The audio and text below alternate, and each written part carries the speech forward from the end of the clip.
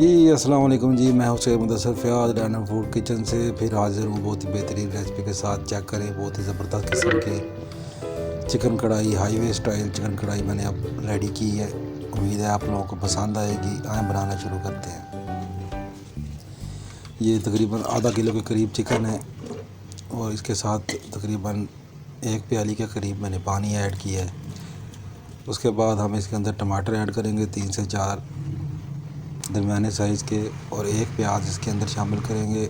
1 teaspoon अदरक लहसुन का पेस्ट शामिल करेंगे।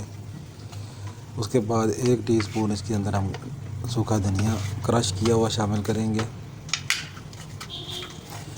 आधा टीस्पून इसके अंदर गरम मसाला शामिल करेंगे, जिसके अंदर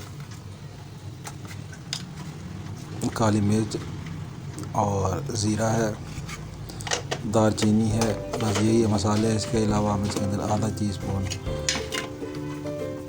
1 टीस्पून नमक ऐड करेंगे। 1 टीस्पून हम इसके अंदर रेड चिली पाउडर जिसे कहते हैं सुरख मिर्च, वो ऐड करेंगे।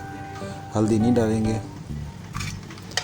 उसके बाद हम इसको ढक के तकरीबन पानी खुश्क होने तक इसको पकाएंगे। जब पानी खुश्क हो जाएगा फिर मैं आपसे मिलता हूँ नेक्स्ट स्टेप में हमें इसको क्या करना है।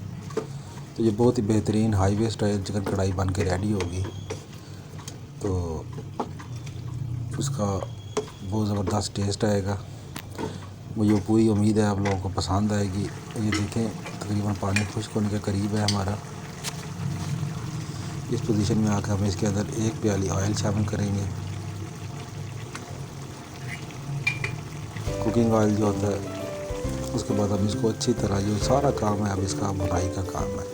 अब जब इसको अच्छी तरह से भूनेंगे तो बहुत ही ज़बरदस्त इसका जनाब टेक्सचर निकल के बाहर आएगा। तो इसके अंदर एक इशू ये है कि जब आप भुनाई अच्छी तरीके से करते हैं ना, तो सालन का और कढ़ाई का जो जायका है वो उससे दुबाला हो जाता है।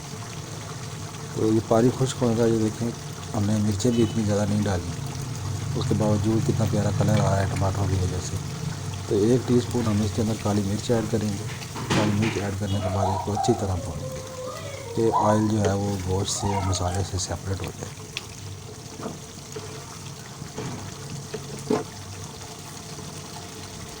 गल तो ये उसी पानी में 1 प्याली जो मैंने पानी ऐड किया था उसी में गल चुका है। उसके बाद इसके अंदर जूलियन कट अदरक, हरी मिर्चें 2 से 3 और हरा धनिया शामिल करेंगे। इस पोजीशन में आके तो थोड़ा सा बचा लेंगे, वो फिर हम एंड में गार्निशिंग के लिए इस्तेमाल करेंगे।